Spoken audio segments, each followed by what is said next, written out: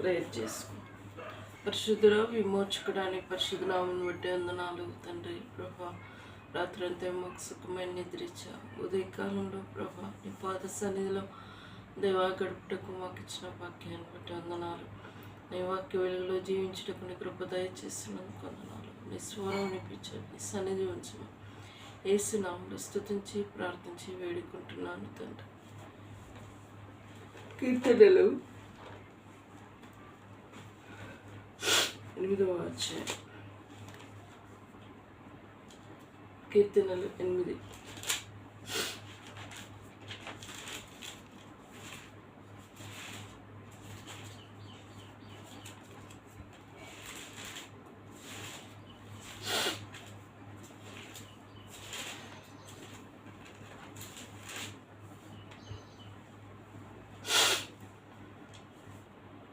యెహోవా మా ప్రభువా, ఆకాశములలో నీ మహిమను కనపరచువారలారా, భూమి అంతటా నీ నామము ఎంత ప్రభావం గలది. 2వ వచనం. శత్రువులను పగతీర్చుకుని వారి నేర్పు మంపు వేయుటకై నీ విరోధులను బట్టి బాలుల యొక్క చింటి పిల్లల యొక్క సత్వ మూలమున నీవును ఒక మార్గమును స్థాపించుకున్నావు. నీ చేతి పని అయిన నీ ఆకాశములు నీవు కలుగజేసిన చంద్ర నక్షత్రములను నేను చూడగా, నీవు మనిషిని జ్ఞాపకం చేసుకుంటా. వాడేపాటి వాడు? నీవు నరపుత్రిని దర్శించడం వాడేపాటి వాడు? దేవుని కంటే వాడిని కొంచెము తక్కువ చేసి ఉన్నావు. మహిమ ప్రభావముతో వారిని కిరీటముగా ధరింపజేసి ఉన్నావు. నీ చేతి పనుల మీద వానికి అధికారం ఇచ్చి ఉన్నావు. గొర్రెలన్నిటినీ, ఎట్లన్నిటినీ, అడవి మృగముల, ఆకాశ పక్షులకు, సముద్ర మత్స్యములను. 8. సముద్ర మార్గంలో సంచరించిన వాటన్నింటినీ దాని పాదముల క్రింద నీవు ఉంచి ఉన్నావు. యెహోవా మా ప్రభువా, భూమి అంతటా నీ నామం ఎంత ప్రభావం గలది. ఇందులో 9 వచనాలే ఉన్నాయి. కానీ దేవుడు మానవుని గురించి తన సృష్టి మరి తెలియపరిచిన విధానము ఇక్కడ కొంచెం మనం ధ్యానించుకుంటే, మరి ఫస్ట్ నుంచి యెహోవా మా ప్రభువా, ఆకాశంలో నీ మహిమ గల కనపరచువాడేవాడు, భూమి అంతటా నీ నామం ఎంత ప్రభావం కలది. శత్రులను పగతీర్చుకుని వారిని మాన్పు చేయుటకై నీ విరోధులను బట్టి బాలురెక్కయు చంటి పిల్లలెక్కయు స్తుతులు మహిమ. నీవు ఒక దుర్గము స్థాపించి ఉన్నావు. నీ చేతి పని అయిన నీ ఆకాశ పక్షులను నీవు కలుగజేసిన చంద్ర నక్షత్రములు నేను చూడగా, నీవు మనిషిని జ్ఞాపకం చేసుకుంటా. వాడేపాటి వాడు? మరి ఈ సమస్త సృష్టి మొత్తము దేవుడు ఇది కలుగునుగాక, ఇది జరుగునుగాక అవును మాటతోనే దేవుడు సమస్త సృష్టిని సృష్టించాడు. కేవలం ఒక మనిషిని దేవుడు తన స్వరూపమందు సృష్టించాడు. మరి ఆయన స్వరూపమందు దేవుడు సృష్టించాడు. మనం ఆయన పోలికలో ఉన్నాం.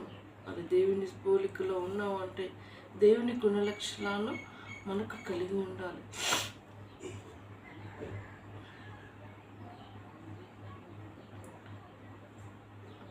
నీవు నరపుత్రిని దర్శించడం వాడేపాటి వాడు? దేవుని కంటే వానిని కొంచెం తక్కువగా చేసి ఉన్నావు. మహిమ ప్రభావంతో వానికి కిరీటం ధరింపచేసి ఉన్నావు. మరి దేవుని కంటే మానవుని కొంచెం తక్కువగా చేసి ఉన్నాడు. నిజం. మరి కొంచెం అంటే దేవునికి మనకు కొంచెమే తేడా. అలా అని దేవుని స్థానంలో మనం ఉంటామా? ఉండలేం. ఆయన దేవుడు, మనం మానవుడు. మన కష్టములు, దుఃఖములు, వేదనలు వచ్చినప్పుడు మనం ఆయన సన్నిధానంలో గడిపి మరి ఆయన కాడ మనం మన బాధలు తీర్చుకొని, మన కష్టాలు, బాధలు తీర్చుకుంటాం. అదే దేవునికి మానవునికి తేడా. అందుకే మానవునికి మానవుని మహిమా ప్రభావంతో నింపినావు అంటే మహిమా ప్రభావంలో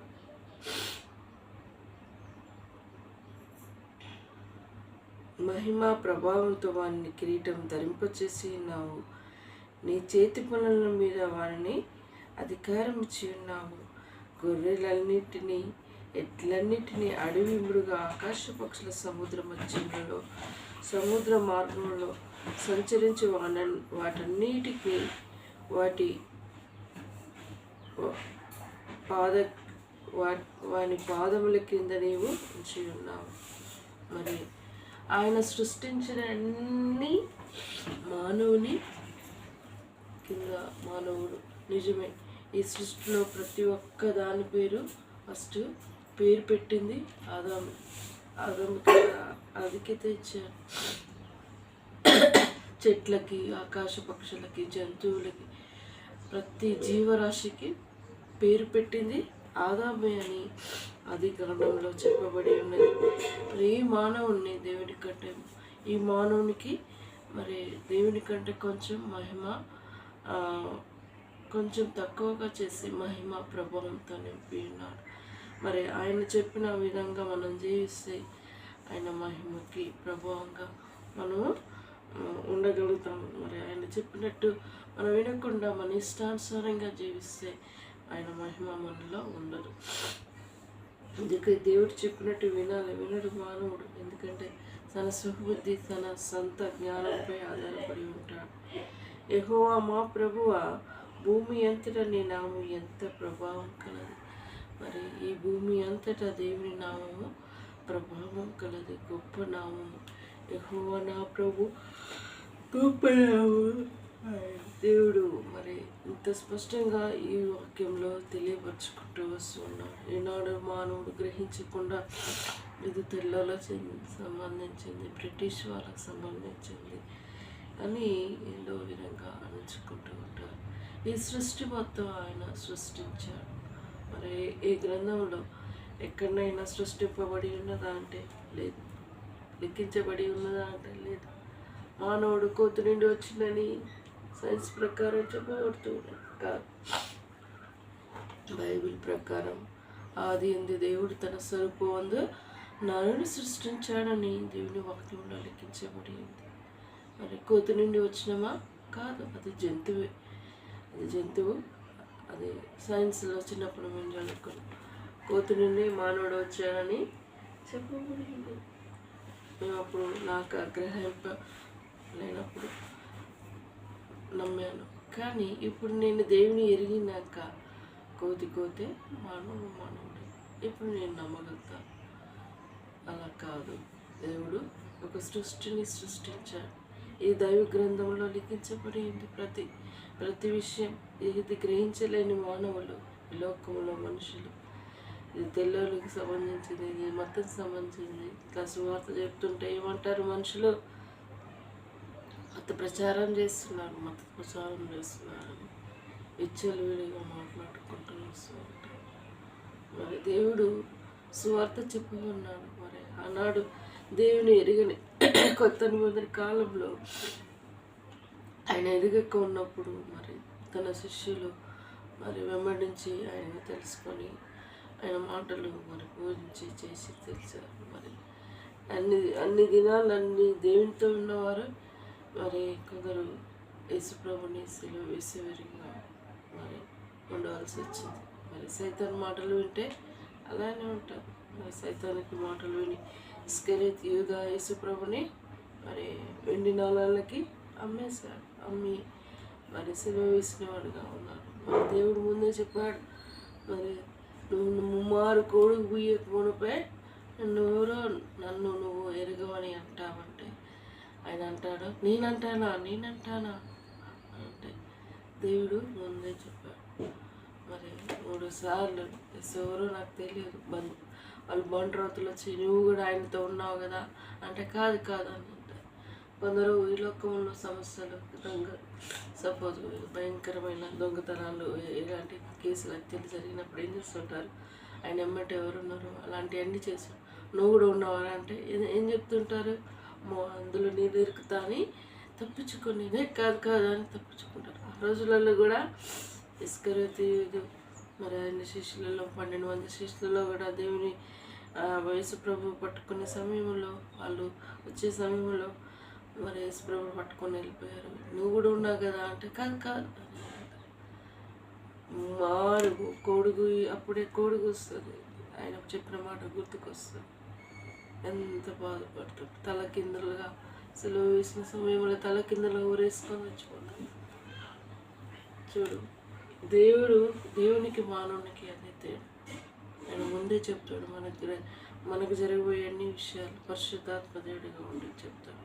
అది గ్రహించలేని మానవుడు లోకానుసారంగా జీవించుకుంటూ ఉంటారు. మరి దేవునికి మానవునికి అదే తేడా. అందుకోసమే మానవుడు మరి ఈ లోకంలో నాస్తికులుగా బ్రతికిన వారు ఉన్నారు. దేవుడు ఎలా ఉన్నాడు, దేవుడు లేరు, నాస్తికులు అంటారు వాళ్ళు. నాకు అప్పుడు తెలియకపోయింది నాస్తికులు అంటే అసలు వాళ్ళు దేవుడే నమ్మరు, దేవుడే లేడు అని అంటారు. అలాంటి వాళ్ళని నాస్తికులని పిలవడు. దేవుడు ఉన్నాడు, సృష్టి ఉన్నది, మరి ఆయన లేక ఏది ఈ భూమిలో లేదు. దేవుడు ఈ మాటలు దీవించి ఆశ్చర్యించునుగాక. ప్రార్థించుకుందాం. పరిశుద్ధుడా, విమోచకుడానికి పరిశుద్ధమైన నామాన్ని బట్టి వందనాలు. తిరిగి ఈరోజు కోసం మమ్మల్ని సిద్ధపరుస్తున్నందుకు స్తుతిస్తున్నాను ప్రభా. మా భవిష్యత్తు ప్రణాళికని నేను ఏర్పాటు చేయండి ప్రభా. ఈరోజు నిశ్చితమైతే నాయన నల్గొండకి వెళ్ళాలనుకున్నాను, మరి కామినేనికి వెళ్ళాలని నాన్న చెప్పాడు ప్రభా. మాకు సరళపరచండి నాయన. సమయం అయితే దీవెనకరంగా సిద్ధపరచండి. శోధన నుండి కీడపాయ నుండి కాపాడండి ప్రభా. ముఖ్యంగా తమ్ముని రైల్వే జాబ్కి సిద్ధపడేటకు తన బలపరచండి ప్రభా. కంప్యూటర్ బేస్ ఆయన తనకి కొన్ని చూపించాల ప్రభా. నిశ్చితం బయలుపరచండి, సహాయపడండి. ప్రిపేర్ అయ్యి ఎగ్జామ్ రాసేటకు తన బలపరచండి ప్రభా. తనకు ముందుగా ఉండండి ప్రభా. తనకు జాబ్ అవసరం ఉంది నాయన, నిలబెట్టమని నీ పాద సన్నిధిలో మొరపెట్టుకుంటూ గ్రహించలేని గొప్ప కార్యములు చేసే దేవుడు ప్రభా. ఆయన అది కూడా నీ చిత్తంలో ఉంటే తనని సెలెక్ట్ చేయమని ప్రార్థిస్తున్నాను ప్రభా. ఆ రోజు ఎగ్జామ్ అప్లికేషన్ ఫామ్ ఇచ్చినప్పుడు కూడా ప్రభా నీ చిత్తంలో ఉంటే ఎలాంటి డిస్టర్బెన్స్ ఉండకుండా క్లియర్ అవుతుందని నేను ముందుకెళ్ళాను ప్రభా. నీ చిత్తంలో ఉన్నది కాబట్టి ఎలాంటి డిస్టర్బెన్స్ లేకుండా అప్లికేషన్ ఫామ్ మంచిగా క్లియర్ అయింది ప్రభా. ఈరోజు కూడా నేను ప్రార్థిస్తున్నాను ప్రభా.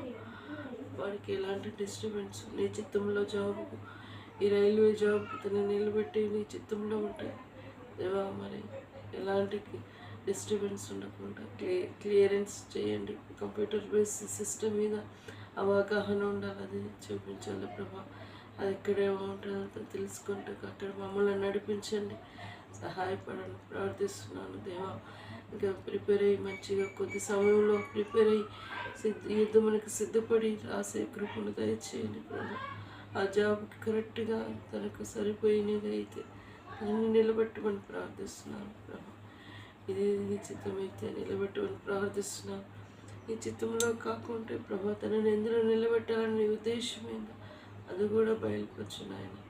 దేవుడిగా నీ పాద సన్నిధిలో ఎత్తుపడితే ప్రార్థిస్తూ నీ చిత్తం బయలుపరిచి నీ నామకీర్తి ఘనత తెచ్చుకొని ప్రార్థిస్తున్నాను. ఆయన తన లైఫ్ పార్ట్నర్ విషయంలో కూడా ప్రార్థిస్తున్నాను ప్రభా.